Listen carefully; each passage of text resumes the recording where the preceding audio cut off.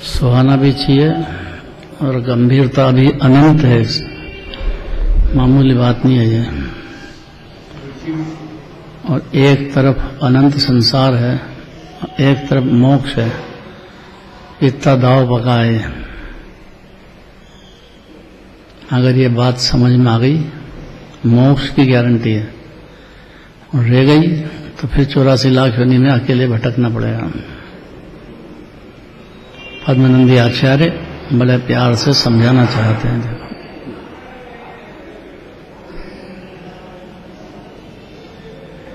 अनादि का भ्रम है, एक क्षण में खत्म होएगा।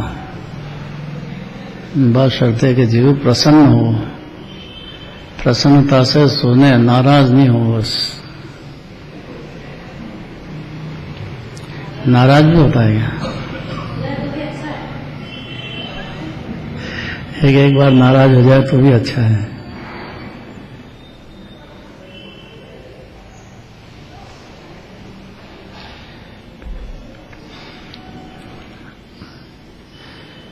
जय श्री ओम नमः सिद्धेभ्यः।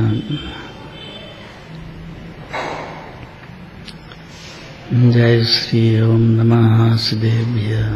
जय श्री ओम नमः सिद्धेभ्यः। ओंकारं बिंदु संयुक्तं नित्यं ध्यायन्ति योगिनः।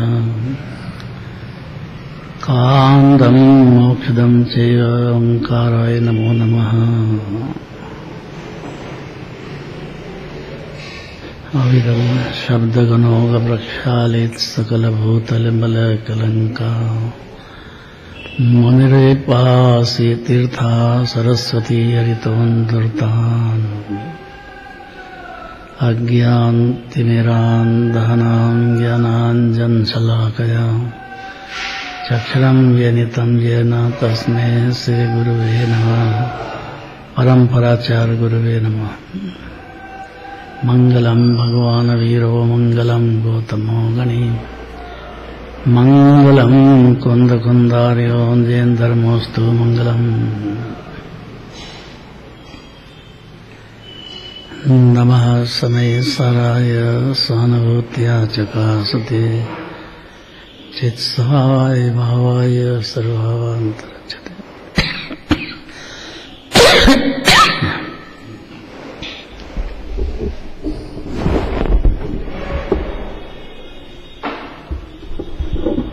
एक कागज रखा था ना, कागज एक रखा था।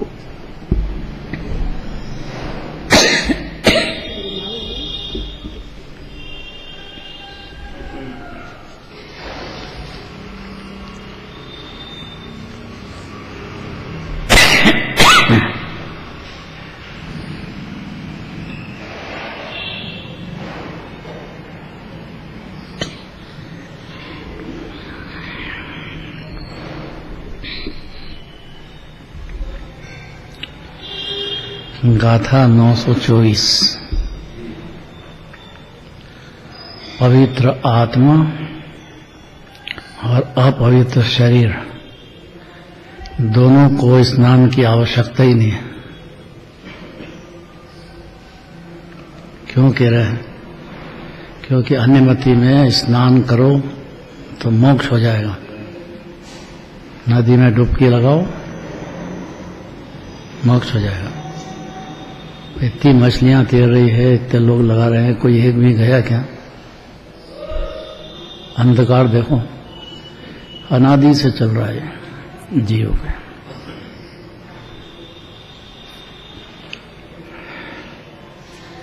पवित्र आत्मा और अपवित्र शरीर दोनों को स्नान की आवश्यकता ही नहीं है।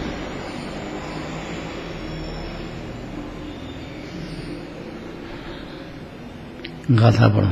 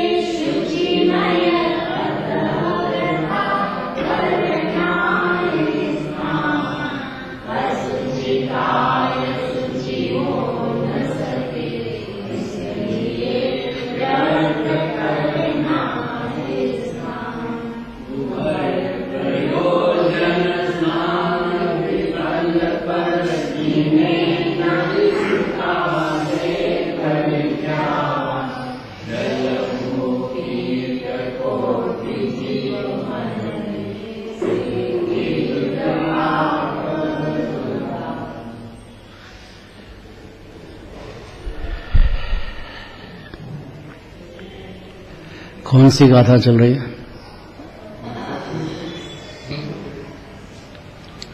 अगर ये बात भाव भाषण में आ जाती है, उसी क्षण सम्यक दर्शन ज्ञान चरित्र शुरू हो जाता है। कितनी सरल, देह से भिन्न है आत्मा। देह को स्नान कराना, उससे आत्मा पवित्र नहीं होता है। इतनी बात है बस। ज्यादा टाइम आचार्यों को भी नहीं है और जीव को भी ज्यादा टाइम नहीं है।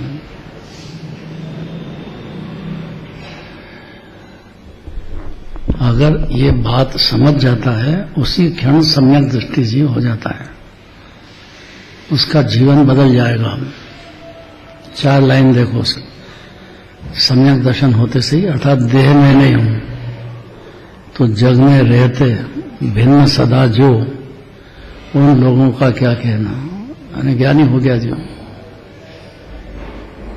देह रहते हुए अपने को भिन्न समझने लग गया, उन जीवों का क्या कहना है, क्योंकि मगन रहे जो निजातम में। अब ऐसा लगता है कि गुणस्थान के हिसाब से तो राग होता है, लेकिन राग को भिन्न जानता है। भेद ज्ञान, देह से भिन्न जाना राग से भी भिन्न पड़ जाता है। और दिखता तो है खाता पीता सब, लेकिन रहता भिन्न का भिन्न है। ये बात समझना बहुत कठिन है। खाता है, पीता है, व्यापार धंधा करता है, ब्याह शादी करता है, लड़ाई झगड़े करता है, नहीं करता है सम्यक दृष्टि, सभी करता है। फिर सम्यक दृष्टि कैसे है कि देह से भिन्न जानने से वो देह और देह की क्रिया, उसके निमित्त में जो पाप पुण्य होते हैं, उससे भी अपने को सदा भिन्न ही अनुभव करता है। रहते भिन्न सदा, तो करता क्या है कि मगन रहे निजातम में, उन लोगों का क्या कहना है। अलौकिक काम हो गया तो माने बहुत जल्दी अरहंत सिद्ध बनने वाला है। जो खाली करा कितना कि देह से भिन्न हूं मैं, इतना समझा लिया आपने को। तन पिंजर सम जान सदा जो, कैसा है शरीर, हर क्षण ऐसा जानेगा। पिंजर जेल खाने में शरीर है तो रहता तो है, उसमें राग भी है, लेकिन भिन्न रहता है वो। अज्ञानी एक क्षण भी भिन्न हो जाए तो ज्ञानी हो जाएगा। भिन्न सदा जो, सुख से जीवन जीते हैं। अतीन्द्रिय सुख, इंद्रिय सुख का कुछ काम नहीं है। अतीन्द्रिय शब्द ही बहुत कठिन है। मन में विकल्प होते हैं, वो सब देह के पीछे है। आत्मा जानने पर निर्विकल्प रस चालू हो जाता है जीव के। इसको कहते हैं जैसा सिद्ध भगवान भोग रहे हैं, उसी जात का सुख खाली देह से भिन्न होने जीव के चालू हो जाएगा।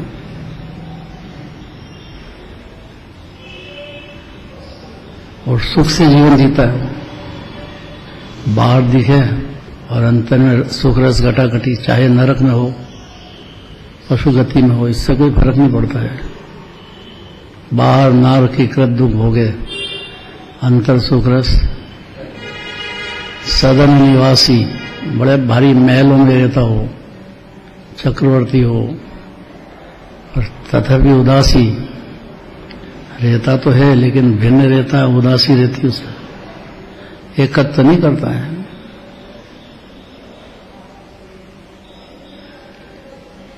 उन लोगों का क्या कहना।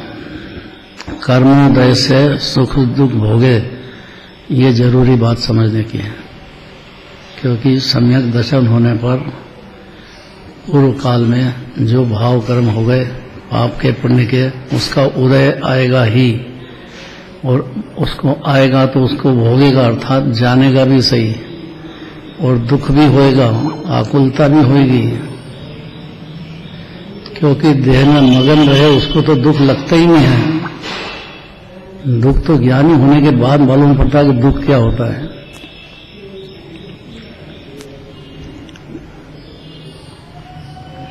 इसीलिए उससे भिन्न सदा रहता है और सुख में रहता है।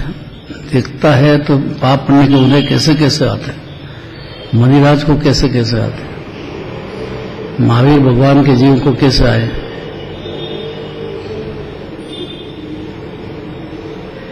बड़े बड़े शास्त्र भरे पड़े हैं।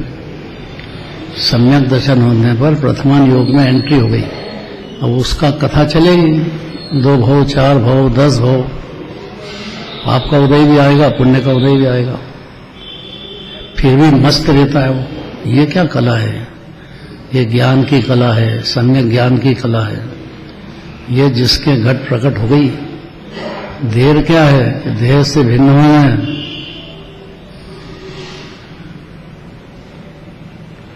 कर्मोदय से सुख दुख हो गए, कर्म के उदय तो आएंगे। भावलिंगी संतों पे भी आते हैं, पंचम स्थान वाला तो गृहस्थी, उसके भी बहुत आते हैं। उदय तो आएंगे। पाप भाव कर लिया, पुण्य भाव कर लिया तो उदय नहीं आएंगे, नहीं आएंगे। किसको आएंगे? उसमें कला ये हो गई कि उदय तो आए हैं, लेकिन वो देह से एकत्र बुद्धि होने से अनंत अनुबंधी के होंगे। एकत्र बुद्धि नहीं हुई तो अनंत अनुबंधी जात का दुख नहीं होगा, बाकी तो होएगा। तो दुख भी भोगेगा, सुख भी भोगेगा, दोनों ब्रह्म ज्ञानी के होंगे। फिर भी आत्मा का रस छूटेगा नहीं, निजानंद रस जैसा सिद्ध भगवान के चल रहा है, उसी जाति का पाप पुण्य के उदय होने पर भी, राग होने पर भी, दुख होने पर भी वो धारा बंद नहीं होएगी, क्योंकि अपने को शुद्धोपयोग का समुद्र समझ गया है जो। इसलिए एक समय भी आत्मानुभूति होने के बाद 2 धारा चलती है। दूसरी धारा में पाप पुण्य होते हुए भी, विकल्प होते हुए भी एक शुद्ध परिणति नियम से चलती है। 2 धारा समझ जाओ तो सारा जैन धर्म समझ में आए।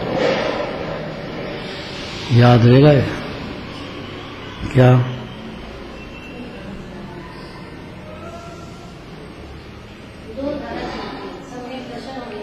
पहले नहीं चलती। पहले तो एक ही है, देह मेरा है, पुत्र मेरा है, घर मेरा है, बस उसी में मगन है जीव। तो सम्यक दर्शन मैंने आत्मानुभूति होने पर 2 धारा चालू हो जाएगी। तो कई तरह के कर्म के उदय आएंगे। पहले जो कर लिए हैं भाव, नरक भी जाना पड़ता है ज्ञानी को। बन गया है भाव कर्म, आयु कर्म तो जाना ही पड़ेगा। अभी पहले तीर्थंकर है कि नहीं, आगे होने वाले भी नरक में है कि नहीं है। 33 सागर वहां रहेंगे और निरंतर मारकाट चलती रहेगी। और उसी टाइम पे भी अंदर में सुख रस घटाघटी भी करेंगे। और जो दुख हो रहा है वो दुख का भी भोग होएगा, दुख भी होएगा, अस्थिरता का दुख होएगा। कठिन पड़ रही है कि सरल?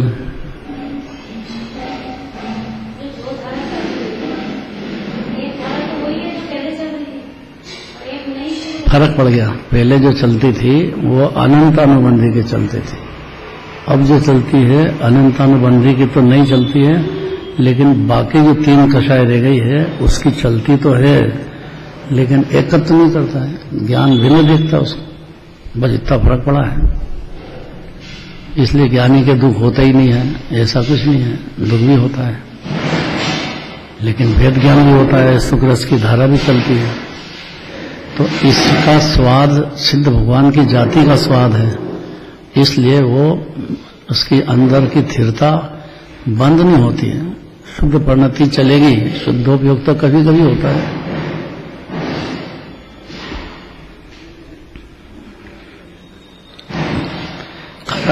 करा क्या जीवन है कि देह है लेकिन मैं देह नहीं हूं। बस इतने में मोक्ष मार्ग और मोक्ष की गारंटी है। अब देखो आचार्य पद्मानंद आचार्य कहते हैं, भावार्थ, यह बात विचार करने योग्य है। विचार ज्ञान की पर्याय है, विकल्प चारित्र के दोष है। दोनों धारा चलती है। ज्ञानी होने पर परम ज्ञानी बनाना है जिनवाणी को, तो हर जीव को, क्योंकि बाकी तो फिर 84 लाख योनियां खड़ी है उसकी। इसलिए उसको बड़े प्रेम से समझा दें, देखो विचार तो करो, विचार करने लायक बात है ये, विचार करने योग्य है कि मनुष्य की मुख्यता से बात कर रहे हैं। बाकी तो पशु भी हो, देव भी हो, सबके लिए बात है। पर यह मनुष्य पर्याय में जीव को बहुत पुरुषार्थ है, पंचम काल वाले को, और मुनि दशा भी धारण करने की ताकत है अभी मनुष्य पर्याय में जीव। भावना भी भाता है ज्ञानी, तो कब मैं घर छोड़ के वन में जाऊं, तो ही ज्ञानी है। घर में मगन रहे तो काय का ज्ञानी है। ऐसी भावना चलेगी ही चलेगी। इसलिए ये विचार करने योग्य है बात कि मनुष्य जिस चीज की शुद्धि के लिए स्नान करते हैं कि शरीर शुद्ध हो जाएगा, यदि ये कहेंगे कि आत्मा की शुद्धि के लिए स्नान करते हैं, ये शरीर तो शुद्ध नहीं होगा, मलमूत्र का ढेर है, हम समझ गए, लेकिन आत्मा की शुद्धि के लिए करते हैं, तो आत्मा तो अनादि से अशुद्ध हुआ ही नहीं है। ये तो पहले से शुद्धता की बात है, ये तो पहली बात है जैन धर्म में। जीव जिसको कहते हैं देह में विराजमान, राग से देह से भिन्न, पहले से ही शुद्धता का समुद्र है जीव से भगवान। ऐसा मानने पर फिर स्नान का क्या प्रयोजन है, उसको सिद्ध करते हैं कि देखो फिर भी करते हैं, शुद्धि के लिए स्नान करते हैं, तो उनका स्नान करना सर्वथा व्यर्थ ही है। रोज स्नान करें कि नहीं करें,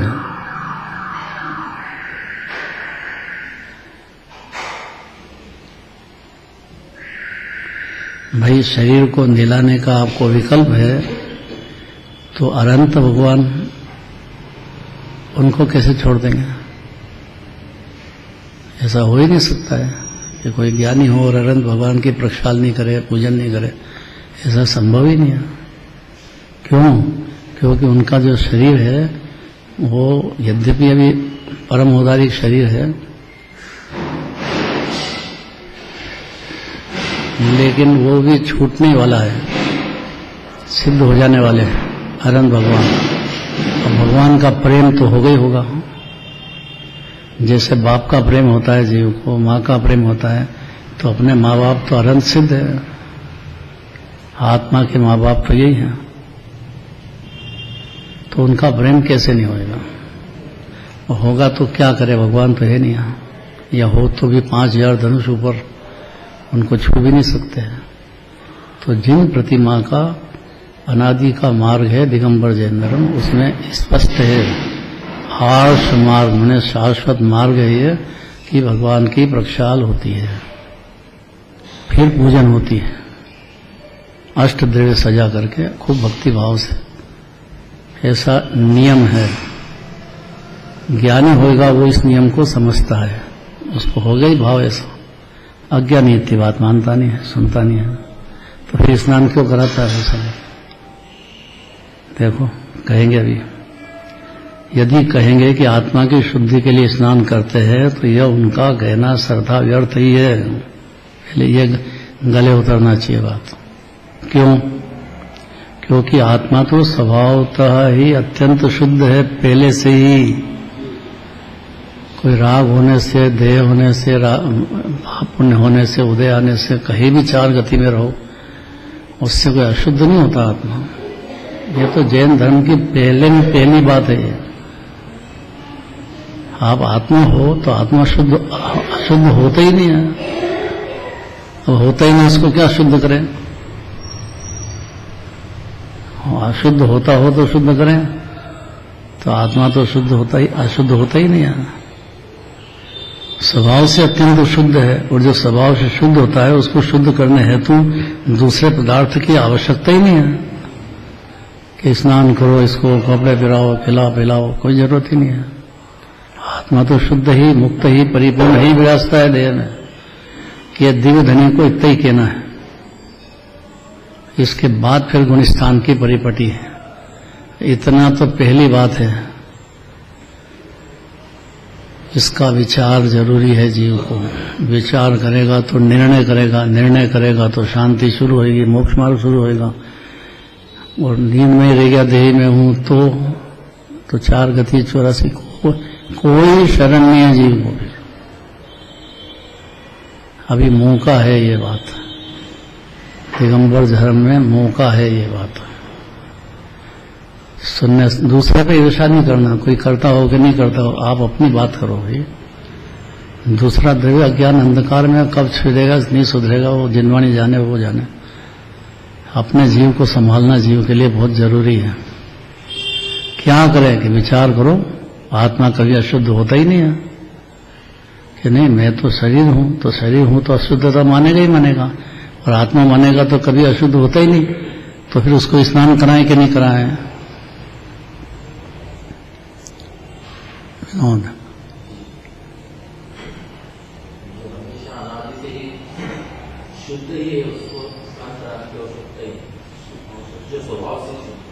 फिर कराए कि नहीं कराए? फिर कराएं कि नहीं कराएं? तो बिना मंदिर में स्नान करे आप आ जाओगे, भगवान के चरण छूलोगे?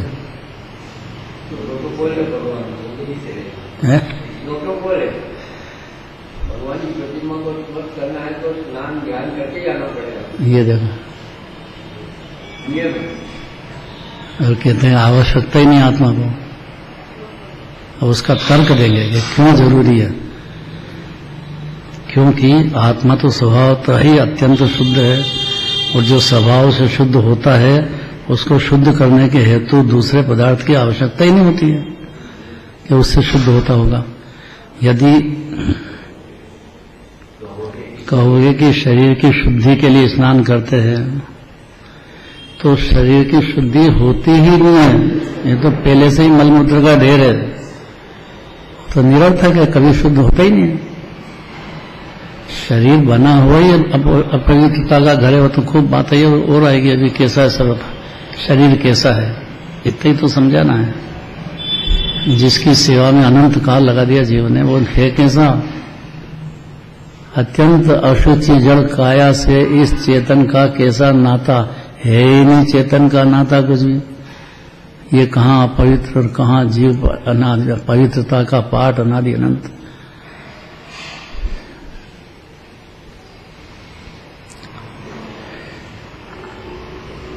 किंतु जो मनुष्य शरीर या आत्मा की शुद्धता के लिए स्नान करते हैं वे वास्तव में पाप का ही संचय करते हैं। बहुत अलग बात है। क्यों? क्योंकि यह बात सर्वसम्मत है कि स्नान आदि के कारण पृथ्वी काय, जल काय,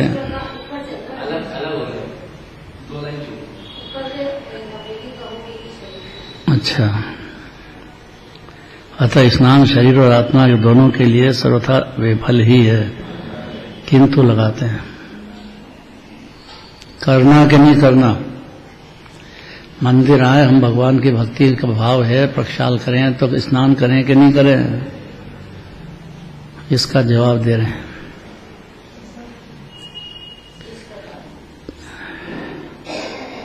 जिस प्रकार कोयला कभी भी सफेद नहीं हो सकता है, शरीर कैसा है?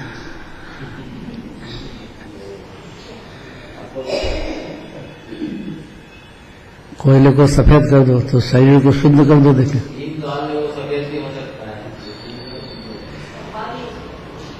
है उसका स्वभाव ही कालापन, काला उसका स्वभाव है, वो कालापन मय है सर्वांग, ऐसा है देह पूरा अशुचिता की पाठ है,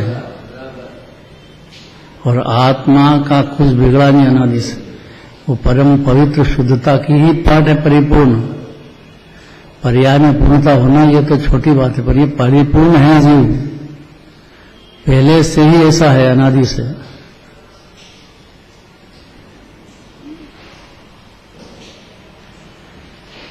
तो वास्तव में तो पाप का ही संचय करते हैं शरीर को स्नान। यह बात सर्वसम्मत है कि स्नान आदि के कारण पृथ्वी काय, जल क्यों कोई छूट गया क्या? ये छूट गया इस प्रकार कोयला का भी सफेद नहीं हो सकता, उसी प्रकार सर्वथा शुद्ध होने से कहाँ की कहाँ गाड़ी चल देती है।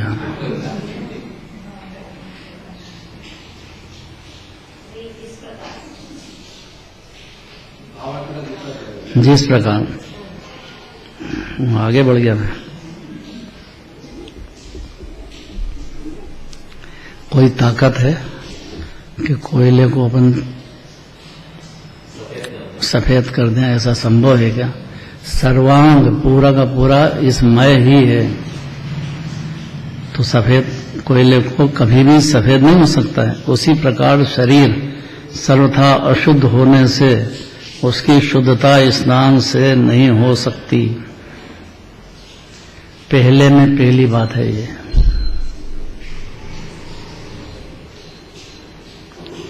इसको समझने में ही अनंत पुरुषार्थ है जीव को, इसलिए विचार करवाना चाहते हैं।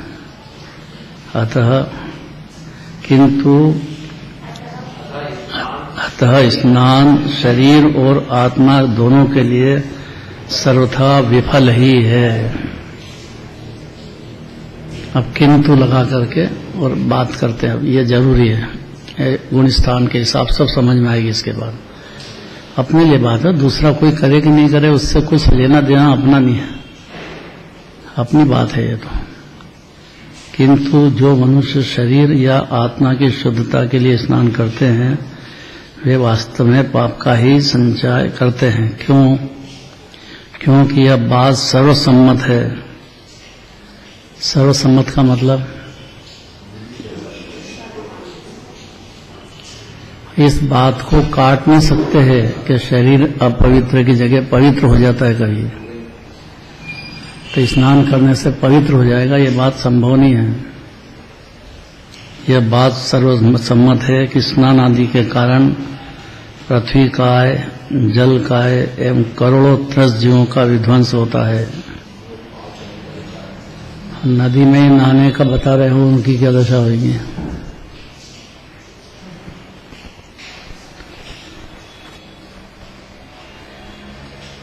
पृथ्वी कायक जीव की भी हिंसा होती है, जल कायक जीव की हिंसा होती है, करोड़ों त्रस्त जीवों का विध्वंस होता है, जो कि पाप बंध का ही कारण है। क्या? स्नान करना। अब करें कि नहीं करें? स्नान करने से राग भी बढ़ता है। क्या राग बढ़ेगा? पाउडर लगाओ, इसको वो लगाओ और ज्यादा सुधारो और करे जाओ, बढ़ता ही जाता है बेचारे।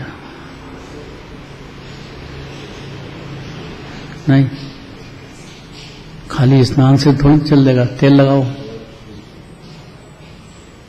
दातन करो, मंजन करो, करे जाओ, ऐसे ही चलेगा।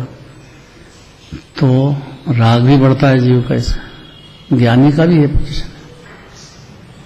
मुनिराज स्नान नहीं करते हैं, उनकी बात तो बिल्कुल ही अलग है। मुनिराज तो जंगलवासी होते हैं भाई, उनकी बात ही अलग है एकदम। और हर ज्ञानी की भावना मुनिराज बनने की रहती है, तो भावना कभी फलदायक हो जाती है। पर ऐसा भाव ही नहीं हो तो ज्ञानी है नहीं हो। मुनिराज बनने का भावना ही नहीं हो तो काहे का ज्ञानी है वो? तो मगन है देह में। मूर्ख, मूर्ख कहा है उसको। अतः मनुष्यों को यह कभी नहीं समझना चाहिए कि स्नान शरीर तथा आत्मा की शुद्धि के लिए होता है। मान्यता बदल दो बस, और देह में नहीं हूं मैं, ये मान्यता बदल जाएगी। अंदर ही अंदर सम्यक दर्शन ज्ञान चालू हो जाएगा जी, रत्नत्रय का जन्म हो जाएगा उसको, अगर ये भाव भाषण में मान लिया जीवन ने तो। और उसका सबूत आत्मानुभूति हो जाना है। जब आत्मा है, आनंद का सागर है, तो ये जीव किसके लिए रुकेगा? उसको आत्मा की अनुभूति हो, अंदर डुबकी लगाएगा कि नहीं आत्मा में? जैसा देह में लगा रहा अनादिकाल से, शरीर के लिए कहाँ कहाँ चला गया। आत्मा पता लग गया जीव को तो ये तो आनंद का, शांति का मुक्त पदार्थ अनादि अनंत अकृत्रिम विराजमान है जीव।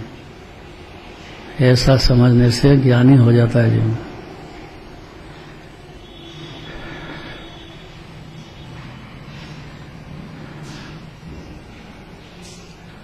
बल्कि वह अकिंचित कर बाह्य शुद्धि का कारण है, बाहरी शुद्धि का कारण है शरीर। अंतरंग शुद्धि नहीं होती, उसके लिए अगली गाथा जोरदार है। ये जरूर हो गया ना अर्थ? अरे भावार्थ कर तो लिया।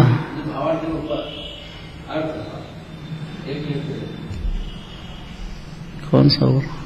इसी का श्लोकार्थ ले लिया। हम सब आ गया उसमें। चलो और सही, अच्छी जिज्ञासा है तो खुशी की बात है। सुनना समझना तो यही बात है। आज सुनो के कभी भी समझना तो यही है। यद्यपि आत्मा स्वभाव से अत्यंत पवित्र है, अतः आत्मा की पवित्रता के लिए स्नान करना व्यर्थ है। और जीव समझ जाए कि मैं आत्मा हूं, उसको ये बात तत्काल समझ में आएगी। यद्यपि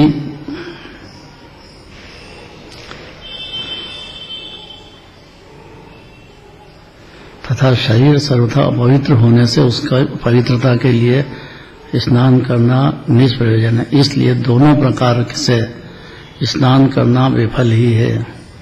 ऐसा सिद्ध हुआ, ज्ञान में सिद्ध हुआ, माने सिद्ध भगवान बनने की गारंटी हो गई। ये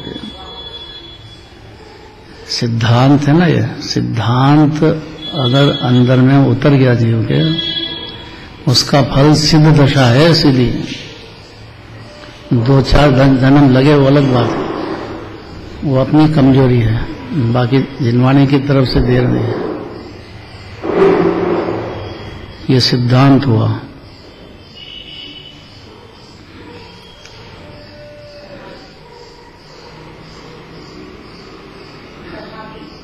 तथापि जो पुरुष शरीर की पवित्रता के लिए स्नान करते हैं, उन मनुष्यों के द्वारा किया हुआ वह स्नान करोड़ों पृथ्वी कायक, जल कायक एवं 30 जीवों का नाश का कारण होने से पाप तथा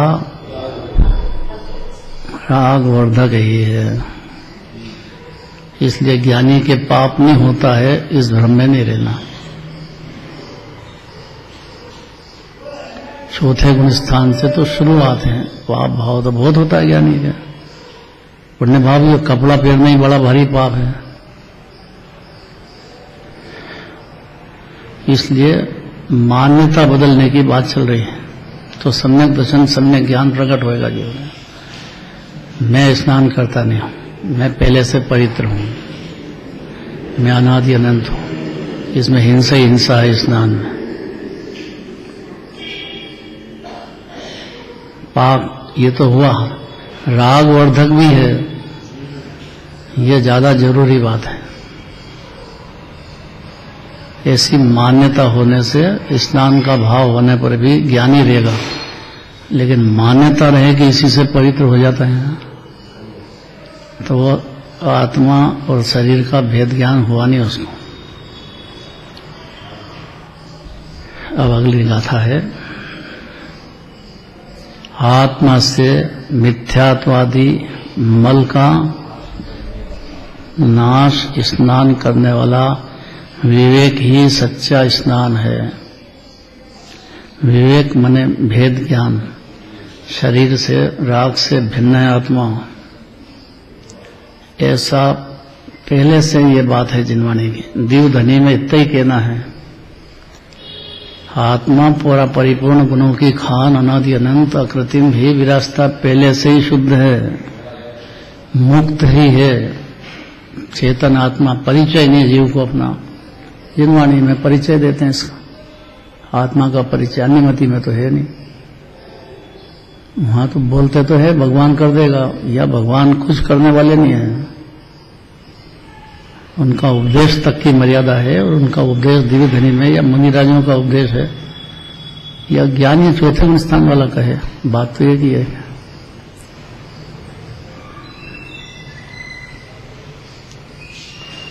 देखो एकदम क्लियर बात है, ये जो सिद्धांत है अर्थात देह से भिन्न है जीव, ये मिथ्यात्वादी मल का नाश करने वाला है। अनादि से जो चला मिथ्या दर्शन, मिथ्या ज्ञान आदि में सब आ गया, मिथ्याचारित तीनों एक समय में विकेट आउट होंगे। कितनी देर में?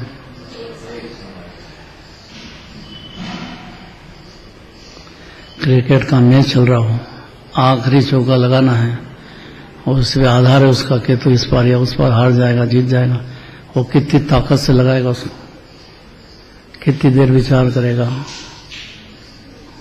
ये तो स्वतंत्र पुद्गल की क्रिया, परीक्षा करेगा, भावना होगी ना उसकी, तो लगा दिया चौका जीत जाएगा, ऐसा कह रहे इस गाथा में। सच्चा विवेक करने वाला ही सच्चा स्वरूप है। मन मल का नाश करने वाला विवेक ही सच्चा स्नान है। भेद ज्ञान होने के बाद जो स्नान आदि होते हैं उसमें मोक्ष मार्ग सदेगा। राग की वृद्धि की जगह राग की कमी होती जाएगी देह से, और स्नान भी हो रहा है। देखो इसमें 14 गुण स्थान का स्वरूप आ गया पूरा, कौन से गुण स्थान में क्या होता है, कैसा राग होता है, उसका क्रम क्या है। क्रम भंग उपदेश नहीं होता है, और जीव को अनादि से क्रम भंग उपदेश मिला है। कपड़े छोड़ दो मुनिराज बन जाएंगे, बिल्कुल मूर्खता की बातें है। तो सम्यक दर्शन होना कोई मामूली बात है, बोलने से करोड़ शास्त्र पढ़ने से थोड़ी हो जाता है, या रन भगवान थोड़ी करा देंगे, उनने तो उपदेश दे दिया।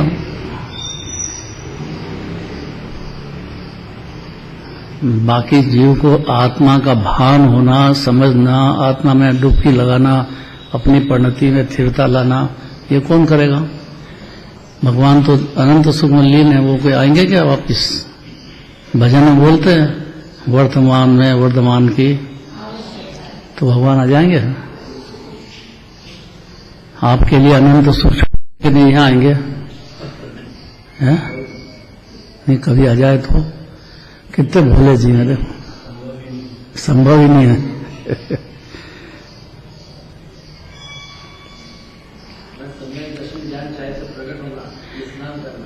हाँ ये विवेक, विवेक शब्द दे दिया। भेद ज्ञान ने देह से भिन्न हूं मैं, उसमें इतनी ताकत है। देह से भिन्न हूं मैं, विवेक प्रकट हो जाएगा जीव को कि राग से भिन्न भी तो कहो भाई, देह से भिन्न हुआ और राग से भिन्न हो ही जाता अपने आप, क्योंकि सारा राग तो देह के पीछे है, और सम्यक दर्शन होने में राग कोई बाधा नहीं देता है, देह भी नहीं देता है, मान्यता है जीव की अनादिकाल की है।